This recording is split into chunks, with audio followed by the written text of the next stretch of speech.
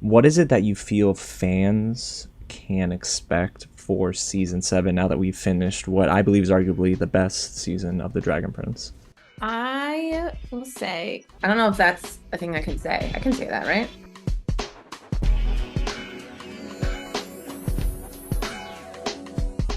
What's going on, you guys? James here with another real interview, and this is a big day for me on the channel and for you as a Dragon Prince fan, because yes, season 6 is done.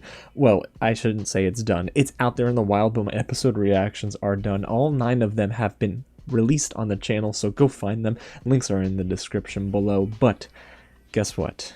The content doesn't stop. The hype train is still in full effect, because I'm speaking with 3 of the lead writers for The Dragon Prince, and I can't wait for you to hear it. Now, admittedly, Zoom did not record the intros that they all gave for themselves, so let me try and do them justice. Thankfully, Zoom recorded the rest of the interview, but that's important. One of the writers is Eugene Ramos, who is responsible for episode 4, The Star Scraper. And then we have Paige Vantassell, who was responsible for episode 2, Love, War, and Mushrooms. Muko and Little Zim and Little Soren. And then we have Michal Schick, who was responsible for penning the script for The Red Wedding, which is, yes, episode 7. Now, guys, this conversation is amazing. I can't wait to dive into it. Before we get there, hit the big red button below if you want to stay tuned to the channel, subscribe, tap on that bell, because guess what? This isn't the last interview we're having on the channel. I'm just going to say that right now. And like this video, don't forget to get loud in the comments and let me know what you thought. If you have any more questions, who knows? Maybe the writers will be in the comments themselves. That might be fun. Alrighty, y'all. Well, you know what? Let me stop talking and let's get right into my interview with Michal, Paige, and Eugene. So, let's get into season 6. At the time of this recording, I know we talked about it just a little while ago, but my season 6 review is live, and I will spoil the surprise before you watch it. I love this season so much. It's seriously everything I've been asking for, and the fans have been asking for. It's funny because you delivered things that we didn't know we needed, like Eugene, right? In episode 4, The Star Scraper, you delivered so much lore. I didn't know that existed, you know, and it just expands Exadia so much. So thank you all for your contribution to season 6. I can't wait for the fans to see it too, because I think they're going to love it, cry, be very upset. They'll rejoice in episode 7 for like 2 seconds, and then they'll go right back to the war, which is awesome. So I'm really looking forward to seeing all the reactions. But I just wanted to get your general thought process behind going into season 6, because there's a lot of mature tones to the season. It's a lot darker, I want to say, in ways as well. So what was the overall process and the goal in going into each episode and contributing to it on the back end and then bringing it to life? Okay, I was just going to say that I remember when Paige and I first started, and we were coming back from lunch, I think, and Devin said, did Aaron tell you guys what's going to happen in season 6? And Paige and I said, no, Aaron didn't tell us anything. And Aaron said, well, Sol Rayllum is going to destroy Katalis. And I remember my jaw dropping, and I looked at Paige and her jaw was dropped. And then Devin was just laughing maniacally. And she said, yep, that's going to happen. And so I think that set the tone, right? And so going into our season 6 pitch meeting, that was the goal of how do we get to that point in season 6? I love that. So you almost work backwards, right, in the process? Like you started at the end and then you worked like from the beginning. So was there anything that changed because you knew Sol Rayllum was going to destroy Katalis, or you already had ideas and then Devin told you all it was going to happen? I would say that like Aaron generally has like the big moments in his head. And those are not like set in stone, but we're trying to get to there. But like we also like go on a journey as a group, and if things come up organically or if things change along the way, there's like space for that. But yeah, we are kind of writing to those big kind of tentpole moments. And Michal, is there anything that you wanted to add too when it comes to the process? Because your episode, it starts on a really sweet note, right, with Rayllum, and we'll talk about that in a little bit. But then it ends on a very worrisome note for everyone who loves Katalis, because you see Pharos and Sol Rayllum flying towards Katalis to eventually, of course, destroy it.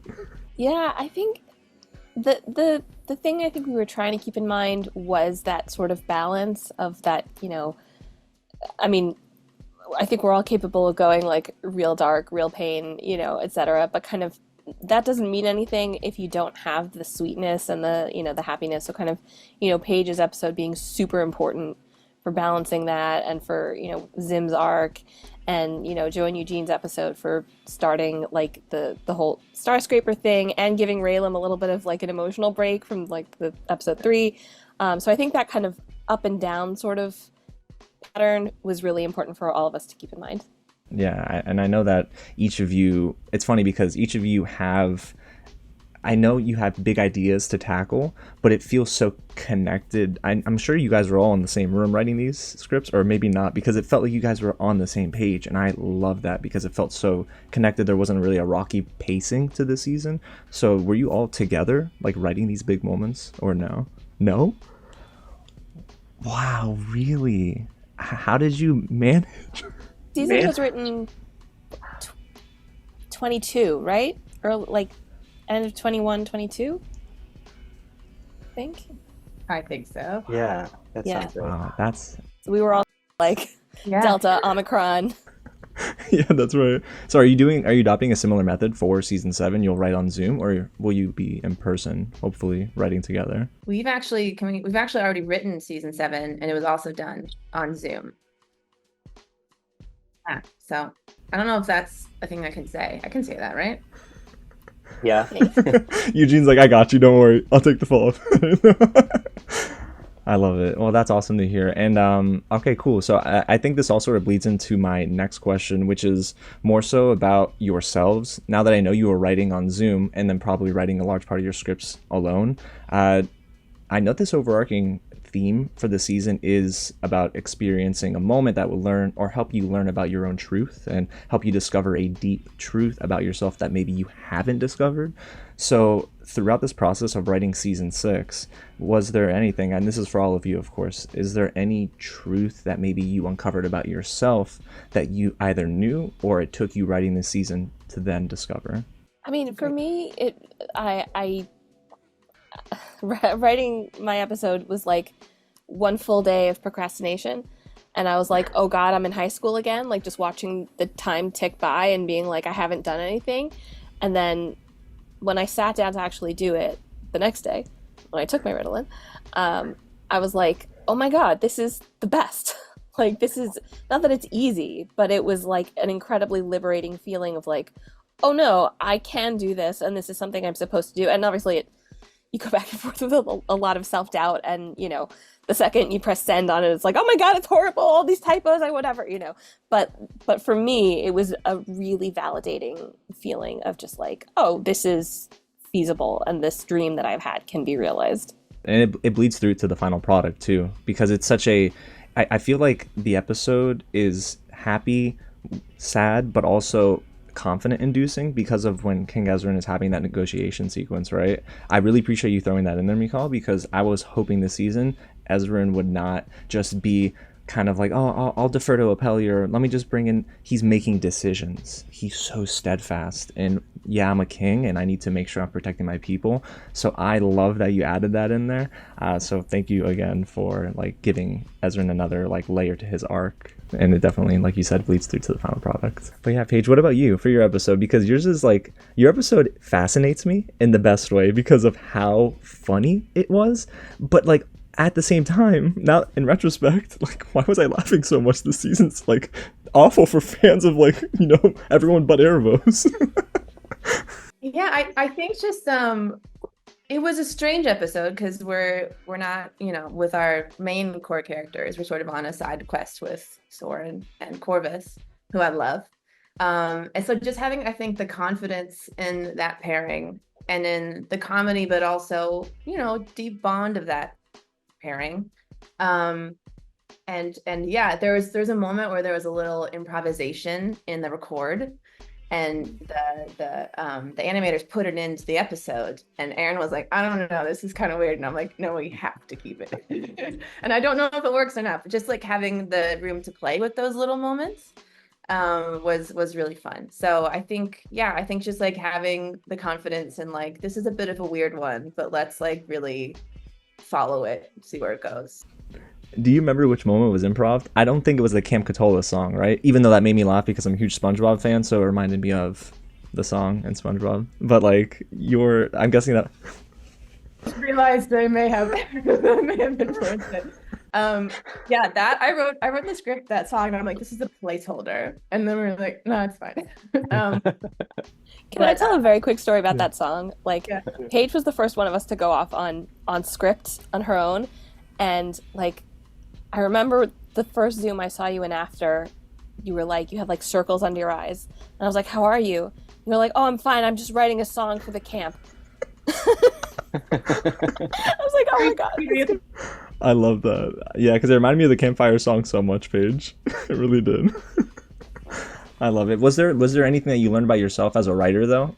Knowing that, of course, there's despair ahead, but you have to be like the center of joy. Literally, you're like the center of joy for this season. I don't think I thought of it that way, which is nice. It felt actually lower pressure than like what all these guys had to do, because like, you know, Eugene was like the lore, Michal was like the massive, you know, battle wedding stuff happening, and all those emotions going on. Like mine felt pretty easy in retrospect, but like, yeah, I'm glad that it serves that purpose, and it sort of sets you up for love and joy and laughter, and then the season kind of is like, nope, and slaps you around a little bit.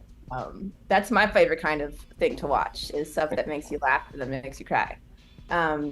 But yeah, I think for me as a writer, you know, similar is the doubt and the, you know, I'm a fraud and they're all going to find out. And then like you get into the script and you're like, oh, great. I can do this. And also just like, I think what you were saying about, we all felt like we were on the same page. It was a really great collaborative season. I think we were like really on all cylinders, just like, you know, yeah, I just felt like, you know, I wrote the script, but then like, you know, when you write the script, you bring it into the room and we all sort of do a pass on it, and just like everyone kept elevating it. So like that kind of teamwork was just really great. Having confidence in yourself, but also in the team of like, they've got my back. It's not gonna be bad. It's gonna be great because everyone's kind of like putting their work into this and really like making it shine. So I love that. Yeah, because it does take a village to build such an incredible season like this of television. You all have to be so connected. So again, you could definitely notice that when you get to the finale, you're like, wow, this felt very whole. And that's something I said in my review too. This was a very whole feeling season. Of course, there's a cliffhanger, but it just felt so complete to me. And that's the first time I felt this way since season 3. So again, thank you guys so much for your work. But Eugene, so your episode blew me away. Like there were moments where my jaw was on the ground, but I can't play that in my reaction on YouTube because they'll block it, because, you know, dead air, I have to cut that out. But like, I was in awe. I'm like, how are you handling all of this? Because it is your first episode of TV, right, Eugene? So I don't know how you did it. So like, what is it that you tapped into and learned about yourself when you were writing the Star Scraper? Well, it was working with Joe definitely made writing it much easier, because basically we would set ourselves these little goals to meet, and I think on our own, writing on our own, we would set sort of nebulous goals of, I'll write the script later, and then we just procrastinate.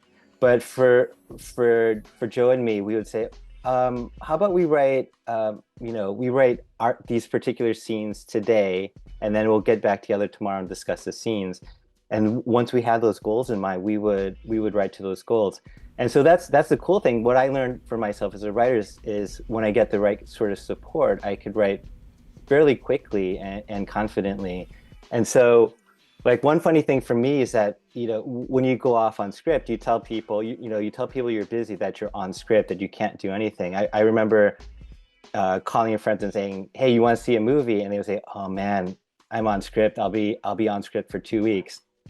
And for me and Joe, we would just write and we would tell people we were on script. And then there would be just days when we didn't really have much to do. And so I would just like go see a movie. And to me, being on script is, you know, writing a script quickly and then having the rest of the week to just do whatever you want. And so I feel like when you have the right sort of support, you could, for me, you could write a script fairly quickly, and that was really cool to find out about. I love that, Eugene. What's fun about writing is that everything can be writing, because like the movie could have inspired you, So anyway, it's very easy to justify procrastination.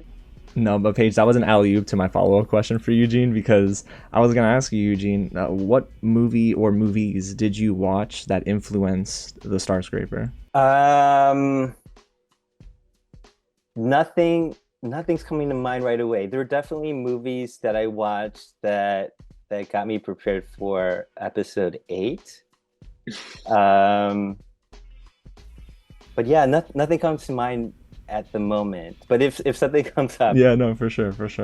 Okay, so I kind of want to stick with you, Eugene, and then we'll go around the horn again. But I guess I have to know, I mean, it can be the episode you wrote, of course, the answer to this question, but which episode ended up being your favorite throughout the process, and which moment in that episode was your favorite? Episode 8 was definitely my favorite, because I think out of all the episodes, that was the most collaborative.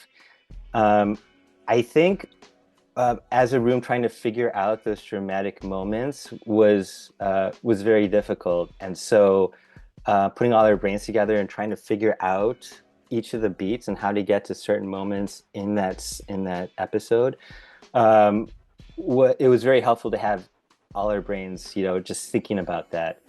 And it was, I think we talked about this offline about how we had a much longer version of the script. Yeah. So me, Paige, Michal, and Joe got together, and we just put together a script of like the worst possible things that could happen in this episode, and that was super fun, of trying to figure out what kind of hell can happen in Kentalis at this moment, and so that just writing that part of the episode was very gratifying, mainly because of the whole collaboration aspect of it. In terms of my favorite moment, for sure, the Viren moment. That every time I watch that moment, I just I have to pause, because I know the emotions are starting to come up, and I always get on the verge of crying, and it's such a powerful moment, and I totally credit Devin for that moment, because she put a lot of herself into that. That's so cool. Yeah, it's for me, it's like that Viren moment, and then Soren, in a way, standing up to his dad, but also really sad for his dad. And it's like, oh, I see the tug and pull. Ultimately, he wants to save the kingdom of Kentalis, but you can tell it's weighing on him. So it's those silent moments where they don't say anything and it's nonverbal, and I'm just like, no, please, not today, Soren, please, Jesse, no. But that's awesome, Eugene. What about for you, Paige? What episode ended up being your favorite? And yes, it's okay, episode 2 can be your choice too.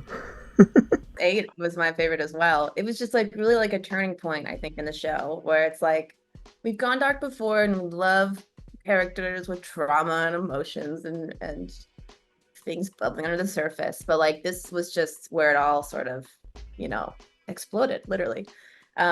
We got to really go for it, and I think I'll just say, obviously I love Soren.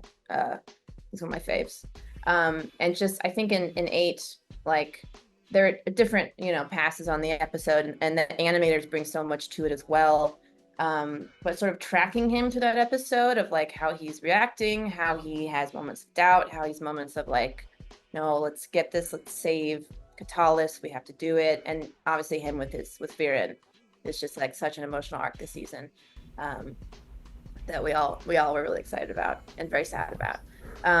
So yeah, I think that episode, and just finding those moments of the spectacle, but also the smaller character moments, was really I love cool. that. And I guess, Michal, are you gonna go 3 for 3 now with episode 8 as your favorite?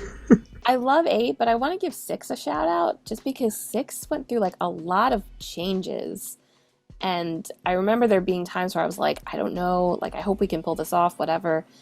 And then watching each successive version, I was just this is incredibly moving, and the way the two storylines sync together, and the not experimental really, but different from what we've done before, stuff with Cosmo, and just I think the idea of the burdens you give other people, and you have to be prepared to bear them before you give those to other people is like really lovely to me. And then also it's funny because I'm not personally a huge Rayllum shipper. They're teenagers. Yeah, but it's still cute. In the scene where, you know, when at the end scene, I remember in that record, like Jack and Paula were just like hitting it out of the park every single time, and I was just sitting there with like this literally stupid grin on my face, and then like every single time I watched it after that, I would be like, my face hurts. Oh, great, because I'm smiling like an idiot. And it just feels so like whole, like it feels like very whole, like a good place for them to begin, you know, their relationship 2.0. Yeah, that's true, because that really was everything that was being built up from season 4 to now. And it's funny because Aaron told me, now that I think about it without telling me, he's like, just be patient. And I was like, yeah, but we've been patient for like 2 seasons now, like we're waiting for more Rayllum content, and I'm sure the internet is too. But he's right, because this season was the culmination of being patient and allowing a relationship that was so strong, and then somebody leaves for a long time and they have to work together. So it almost feels like this season matured Rayla and Callum quite a bit, which is really cool. But yeah, I definitely felt that way too. And before we get into just specific questions for you guys in your episodes, Eugene, you don't have to answer this if you don't want to, right? But you said there were a lot of stuff left on the cutting room floor for episode 8. I guess it's a double-sided question. 1, will we see some of that in season 7? And 2, is there anything that you could share that maybe just won't ever make its way into season 7 at all? Oh, wow. One of the funny things that we tried our best to get in is that if you remember in season 4, when Zubeya arrives, and there's a little bit of controversy, right? So at the beginning of that scene, there's a little kid that's excitedly saying, "Dragon, a dragon, dragon." And we had written a moment in episode 8 where we revisit that kid, and she's saying, "It's a dragon, it's a dragon," and then and so I don't know if that ever made it to animation, but it survived various versions of the script until, I don't know who it was, but someone basically said we can't kill that kid on screen. But listen, that would have been so Game of Thrones coded. It would have, like, unreal. Like I would have 1, been really sad for the kid, but 2, applauded the fact that the show went to that great length, and then also be very worried about Justin and Aaron's mental health, because TV 14 probably would have been right around the corner for that one. So I get it. But that's awesome though, Eugene. But one part did, I remember when Sol Rayllum just like destroys the entire bridge, and it's implied, right, that all those people, all the citizens of Catullus, are also dead, unfortunately. So there's still a great deal of death and destruction in that episode. Alrighty, so let's get into these episodes. Paige, we'll start with you, with Love, War, and Mushrooms. Can you just sort of like talk a little bit more about why you felt maybe we needed to have like a nice break, or was that always the plan, that it always needed to be comedic relief, or did it sort of evolve into that shape? Good question. Trying to go back to the year 2022. I mean, I think like the plan was we need a Zubeya episode, like go find Zubeya. And I don't know if it was always going to be Corvus and Soren. I think it was. If y'all remember, please interrupt me. I have a bad memory, but yeah, I was really, here's my cat. I was really excited. I just love those two. They have such like a great friendship that sort of like developed over the season, and I love like sort of like that odd couple. One is goofy and one is rolling their eyes, but like there's deep love there. And I think like, yeah, we were early on in the season. I think there was room for some fun. Come on, cat.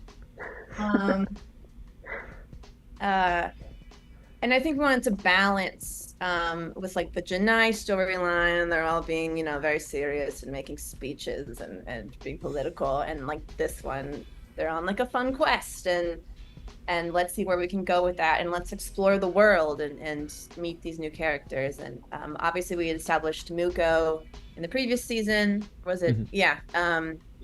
So we knew that's where we were going.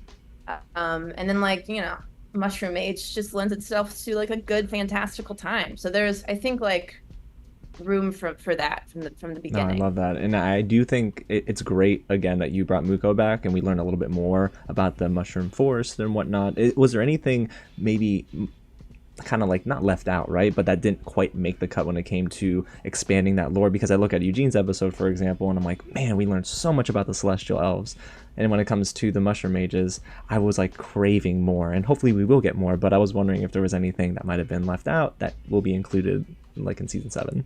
I mean, listen, if we want to pitch a mushroom mage spinoff, I'm down. I'm there. Netflix, call me up. I'm trying to remember.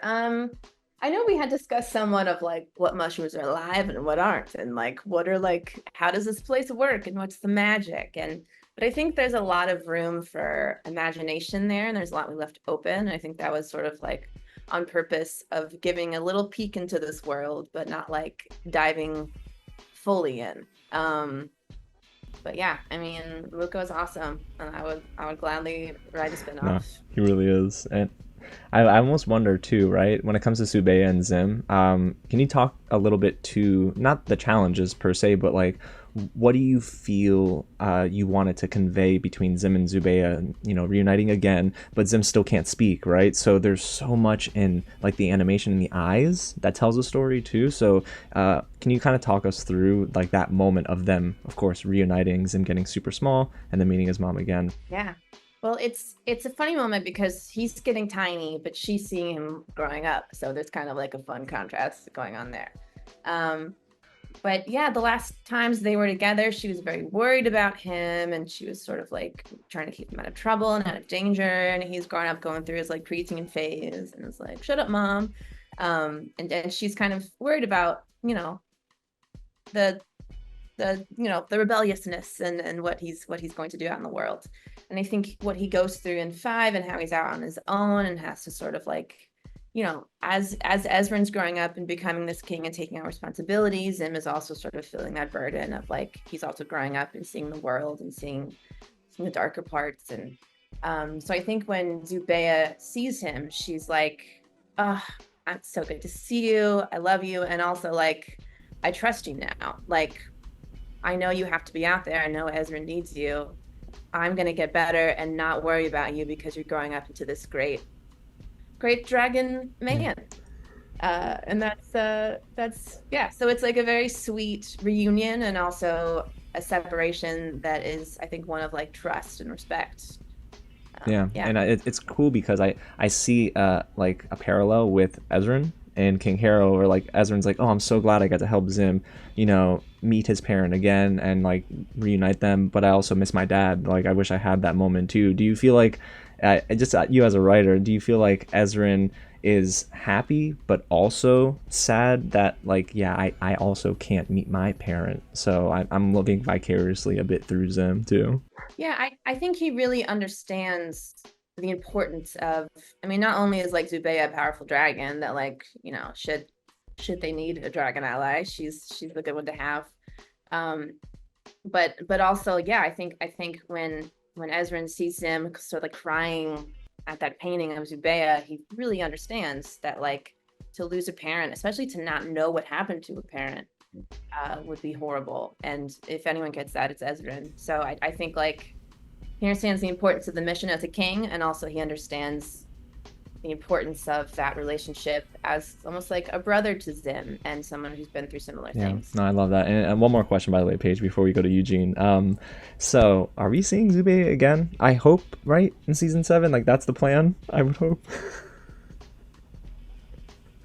I also, you know, we'll see what comes out on Netflix in the future.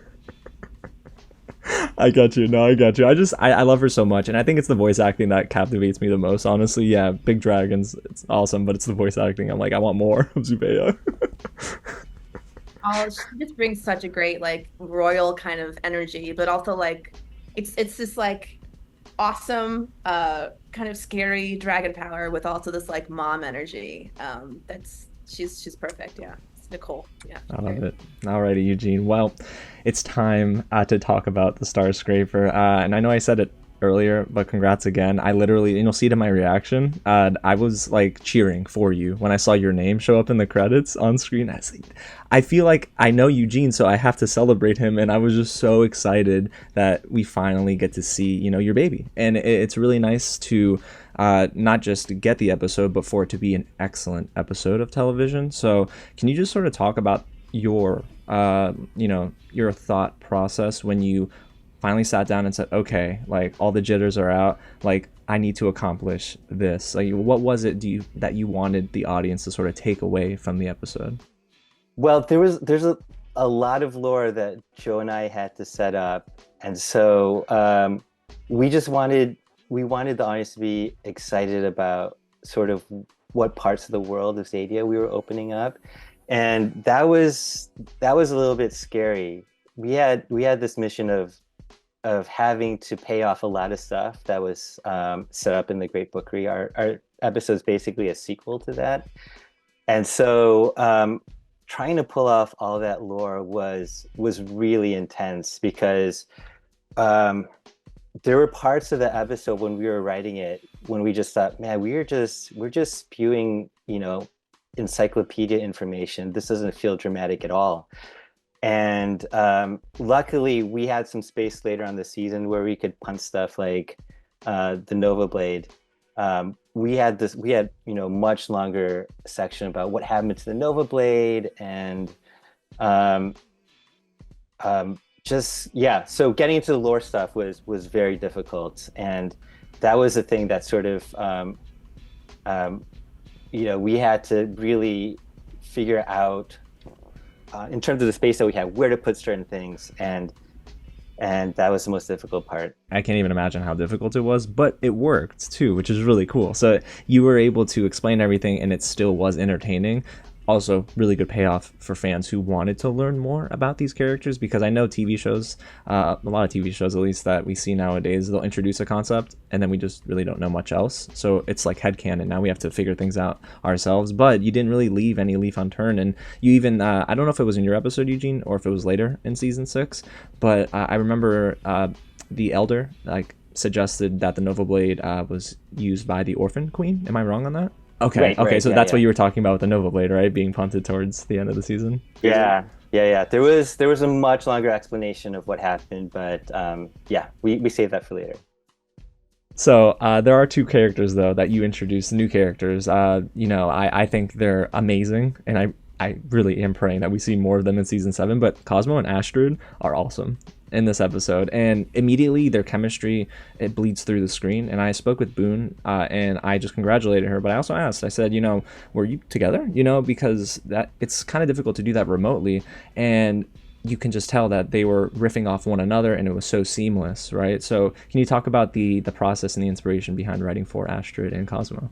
So the idea of having Celestial Elf twins came up during our big pitch meeting, and I don't remember how it evolved, but it soon became these twins that one could see the future, and so we didn't really have personalities for them. We just referred to them as the twins, and later on Joe sort of gave them the placeholder names of Castor and Pollux, who were famous twins from mythology. And even just trying to figure out names was tough. I'm trying to remember one of Joe's pitches, but one of my pitches was calling one Kaz and the other one Sandra as an homage to Cassandra, the mythological character who could see the future. No one believed her.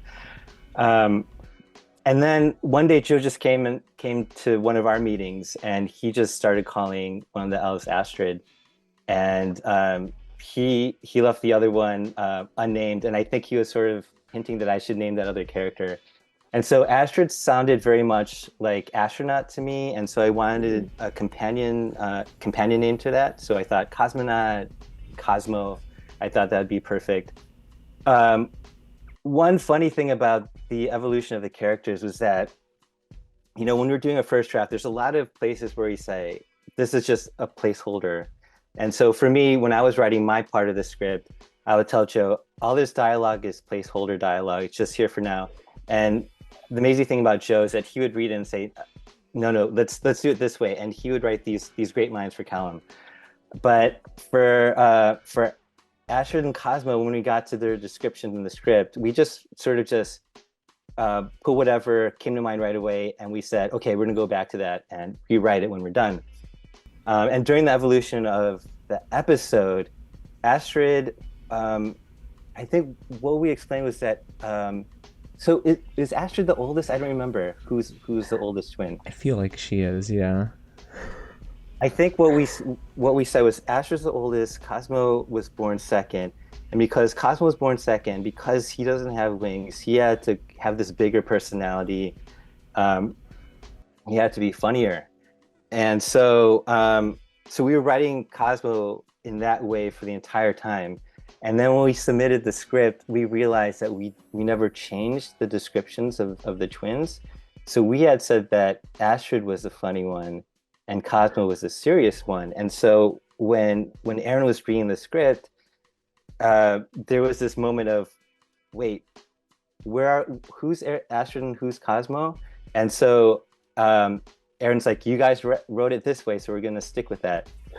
But the funny thing was that we were Joe and I were writing sides for the auditions for the actors, and so I was writing the description of Cosmo as being the funny twin, and I had written Cosmo is who's the guy that plays Peter Parker in the new Spider-Man Tom Holland movies? Yeah. So I said Cosmo is Tom Holland with a British accent, and so we got all these auditions with people doing Spider-Man with the British accent, right? And Aaron just kept saying, no, he's not right. Cosmo's not supposed to be funny. And the guy that we actually cast, I guess he didn't read the description for Cosmo, and he just did his own thing. And Aaron said, yeah, that's the guy. That's Cosmo. And so, yeah, I just thought it was funny because just because Joe and I forgot to change that placeholder moment, and that defined the character personalities for both Astrid and Gosh, Cosmo. I love that, Eugene. It's like what you thought was a mistake ended up being probably one of the biggest blessings for the characters because it works so well. And it's funny because you were saying Cosmo being born second.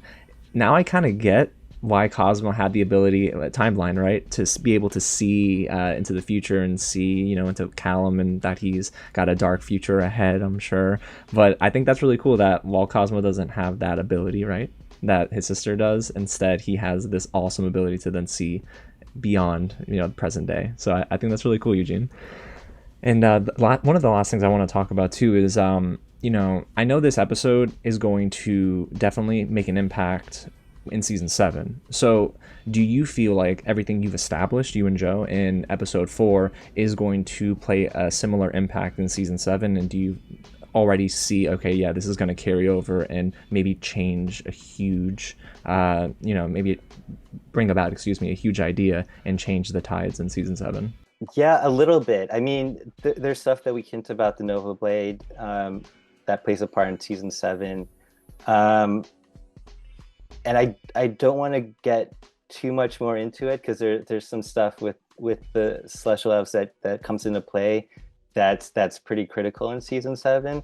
But yeah, I don't want to get into what roles they play because it's some fun stuff. I totally got it. That's about all I needed, honestly. I'm bought in. I'm sold. Okay. But yeah, thanks so much for walking us through episode 4. So now I want to get into, Michal, your episode, The Red Wedding. Let me tell you something. When I saw that title, when Aaron and Justin were revealing the different riddles, and then Eugene was Eugening me with his meme photo every time I get kind of close. Michal, can you kind of walk us through this episode a bit, because you start on such a sweet note, like Rayllum kissing, and that's something that the fandom, I know they're gonna lose their minds over, but then you end on a note that almost makes you forget about how happy the episode started. And yes, the title, The Red Wedding, isn't supposed to, inspire a lot of confidence, especially if you're a Game of Thrones fan, but can you sort of talk us through this episode? And for you personally, were there any sort of challenges, or maybe were there moments where you felt yourself as a writer like, I can't write, I know I need to write this, but I can't do it because it's gonna break me? So it's so interesting.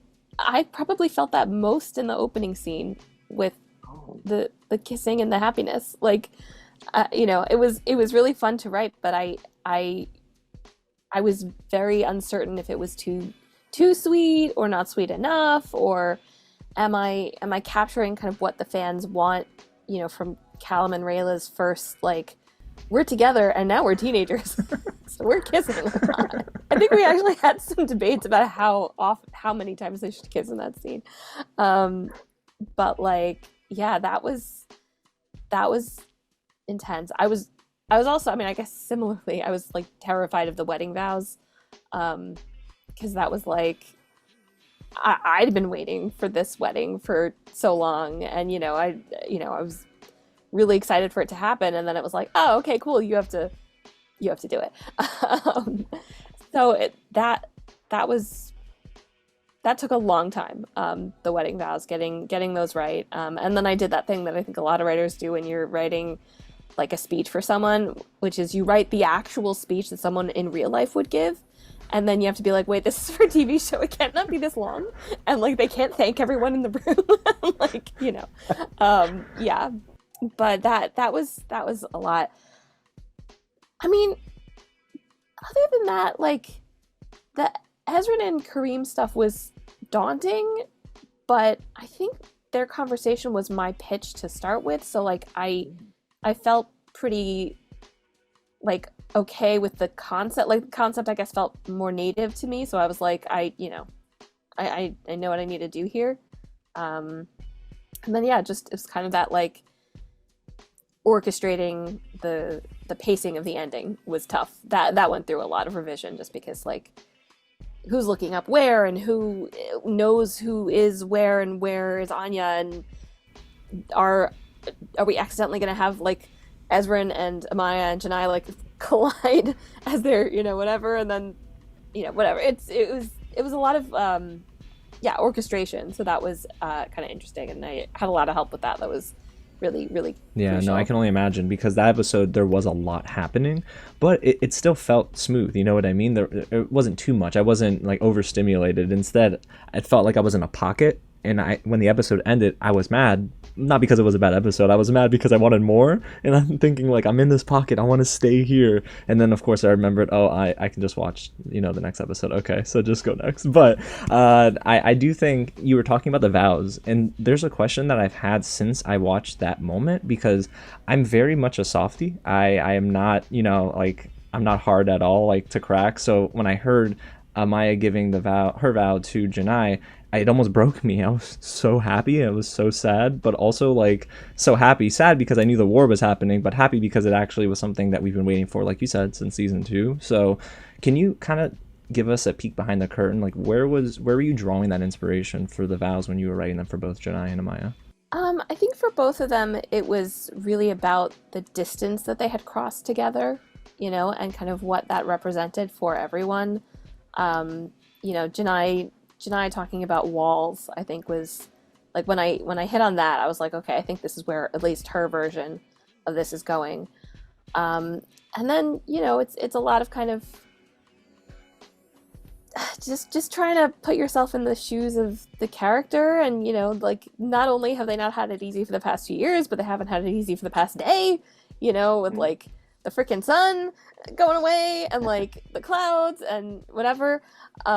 So yeah, just kind of trying to, I don't know, they sound corny, but like trying to think about what would be in their heart at that moment, and like thinking that these are two women who have both changed a lot and had to work on themselves to make their relationship work, and finding out like why that's worth it, And I do get that sense. Like, the more you were talking about it, the more I'm replaying those moments, and it makes so much sense. And then of course we have the sweet moments, but then we also have Kareem and his army of traitors. So I was wondering, Michal, if you could you don't have to answer this question, maybe it's just more of your opinion, but do you even think at this point, like, Janai and Kareem, like, can they come together and like maybe have a truce, or maybe like break down whatever walls in between them and say, all right, we've both been acting kind of wild. Janai, of course, hasn't, but Kareem has. So, like, do you think that they'll be able to kind of get over that hill, or do you maybe think that at this point it's you can't?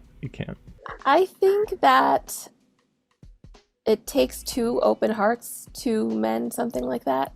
And I think getting to a place where there are two open hearts in this relationship, which is really sad because they're brother and sister, but getting to that place will be difficult. Yeah, I can kind of see that too. Yeah. Now, before we get into the questions for fans, Michal, just one more question for you. Did the episode title come before the episode, or was it the episode before the title? Because the red wedding, like that, the implications of that, it's insane. But I wonder if that's where you started and then you wrote, or if it was you wrote and then the episode title came. All Aaron Ehasz. That was him. It was so funny because like I don't know if it started as a joke or if it was just like Aaron was referring to it as the red wedding, and we were like, surely he's joking, you know. And then like draft after draft, he was like, okay, the title's the red wedding. Like, okay, you're the boss. You know, it's hilarious for me because I have a very long history with A Song of Ice and Fire. Like I've read those books. I read those books in 2004 or something, and have kind of been in the fandom ever since. So like, even though it was, I have had friends like text me and be like, "Oh my god, you named your episode this." I'm like, I didn't, but I so appreciate the irony. I love it. I mean, between the timing of that when it drops this Friday and then House of the Dragons, like I really like it's great timing. Also, it's good SEO, so people are gonna be looking up Game of Thrones stuff, so it really helped. But no, your episode again, Michal, was just excellent. So thanks so much for taking us through it. Alrighty, y'all. So I do want to now get into some questions from fans. I have like a handful. I pick the ones that you can answer, right? Not the ones that are like, does Callum die by the end? I'm not asking that question. There's no way you're getting into that. But let's get into one from Emily, a friend of the channel, of course. And Emily asks, how, for you personally, have the conversations with fans evolved from seasons 4 all the way to season 6? So it's one interesting thing is that when Michal, Paige, and I started, we all wanted, or at least me personally, I'm not going to rip them. I personally wanted to run a Dragon Prince Writers Room Twitter handle. And Devin said, I don't think you want to do that because the fans will eat you up alive. And I have not found that to be the case at all. The fans have been incredibly supportive and hilarious, and we'll all run on like this really silly joke that like someone came up with this idea that season 6 is going to end with a Vogue off between Viren and was it Rayla? I don't remember, but they're like set on perpetuating this sort of, I guess, mythological joke. And so I just say, yeah, it might happen. And so sort of having these running jokes within the fan group has been great. And the fans have just been amazing. There are a couple of cases where it's like, oh, I don't know if you should have said that to me. But for the most part, it's like I look forward to tweeting with the other fans. They hang on your every word too. I think one time you literally just tweeted an emoji. I think it was maybe like a melting emoji, and they immediately thought, "Oh, death and despair. The season's gonna hurt us." And you were just.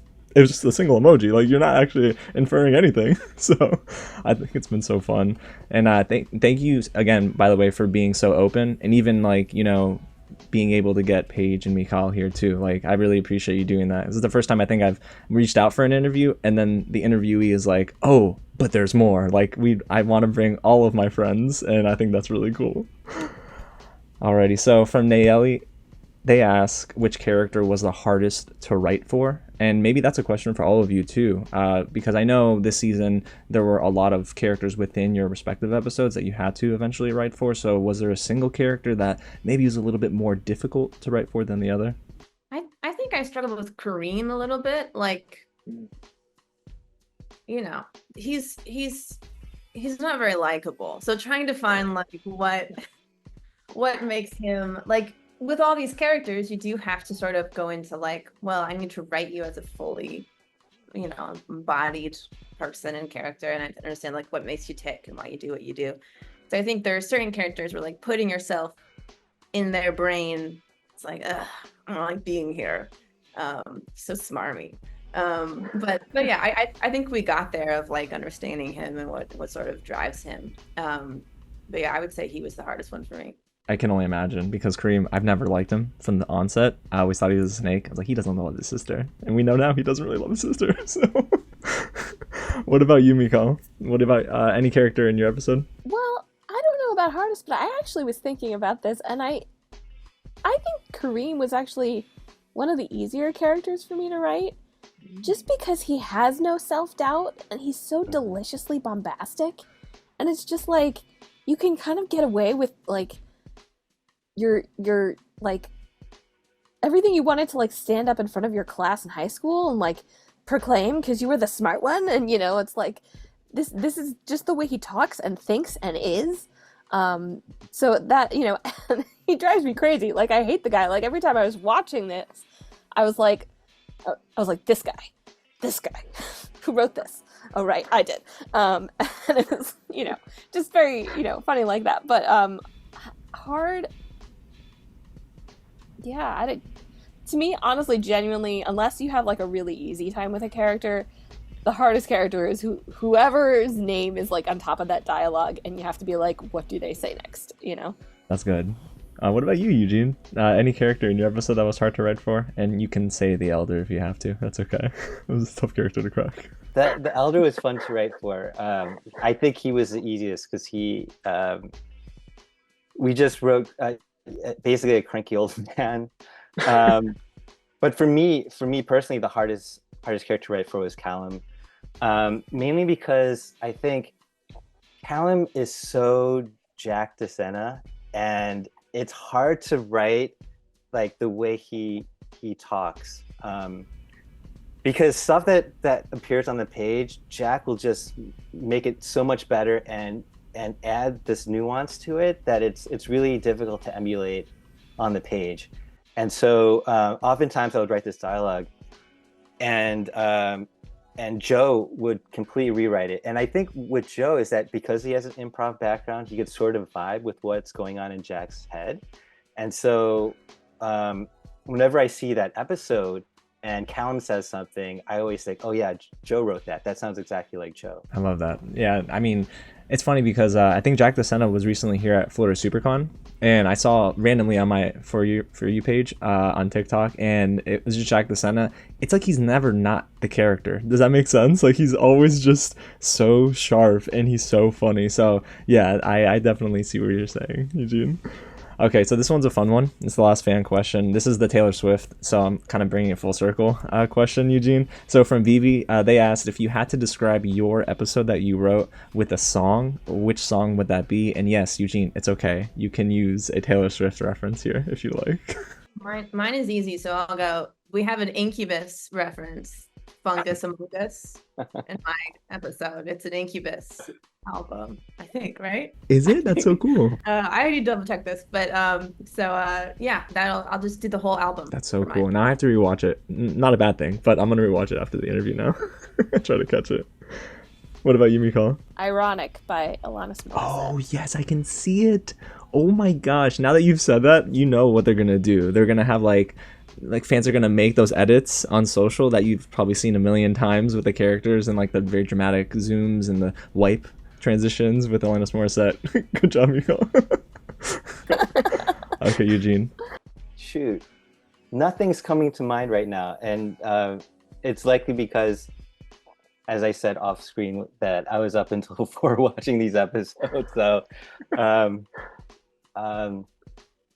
yeah, you know, I'll likely have to reply after this video comes up, and then I'll put it in the comments section. I appreciate that engagement. I'll take it. You know? That's awesome. All right, well, one more question before we wrap up, of course. Now, you can answer this however you would like, but, you know, it's a similar question that I asked Aaron with season 5, which is, you know, it can be a hint. It doesn't have to be anything on the nose, but what is it that you feel fans can expect for season 7 now that we've finished what I believe is arguably the best season of The Dragon Prince? I will say, y'all just yell if I'm saying too much. It's a big Ezran season, I would say. He has a lot to deal with.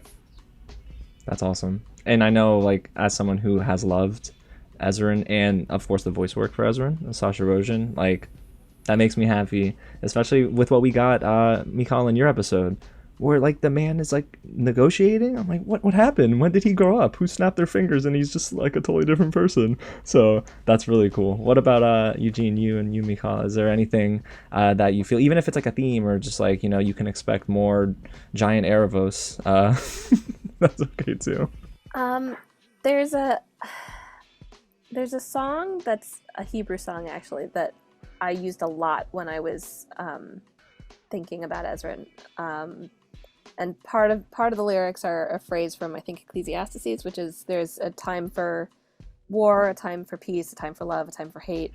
For all things, there's a season and a time. And that really felt a lot like season 7. Wow, that resonates with me because I've read through the book of Ecclesiastes, so I definitely like understand that. And it's funny because my coworker and I were talking about that yesterday, no, actually a few days ago, where he's like, man, lately work has been so rough, but there's a season for everything. And I'm like, hold on. So that's really cool, Michal. I love that.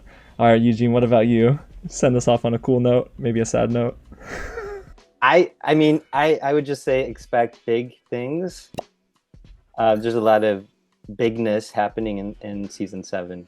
Yeah, because I already thought with season 6, I'm like, man, I know that they could probably raise the bar even higher, especially with how it ended. But, you know, like what else? Erebos is out. I don't really believe him and his story that much. I'm not going to lie. Maybe that's a conversation for another time. But this amazing story with Leo, oh, it makes me feel so good. And then when he gets out, you just see with a smile, I'm like, like, no. I think he's lying. I believe Terry. Yeah, Michal? Okay, cool. Okay, awesome. Oh gosh, I can't wait to have you guys on again to talk season 7. But thank you all so much for spending like the last almost hour with me, just talking season 6. I know the fans are gonna love it, and each of you really deserve so much praise for the amount of love and the amount of care you put into this season, because it is like, it's hard, right, when you get to season 6 or even, I don't know, season 10 of some series to keep things so fresh, but you all have really made this Dragon Prince fan super happy, so I appreciate your work, and I just can't wait to see what you all deliver with season 7. Awesome. Thank you, James. Awesome. Thank You're you welcome, so you much. guys.